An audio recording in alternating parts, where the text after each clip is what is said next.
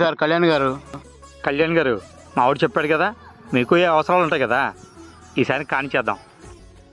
Okay sir, తప్పకుండా తప్పకుండా చేద్దామండి. మరి ఎంతవరకు న్యాయం చేయగలరు?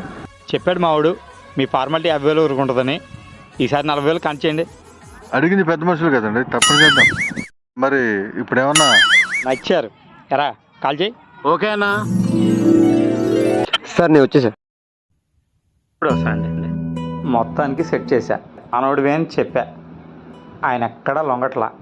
మొత్తానికి తెలిసిందంటే 1,00,000 ఇచ్చుకోగలవు. మరి ఇందులో నాకు వచ్చేది ఏం లేదు తమ్ముడు, మనోడు చెప్పాను చేయడమే.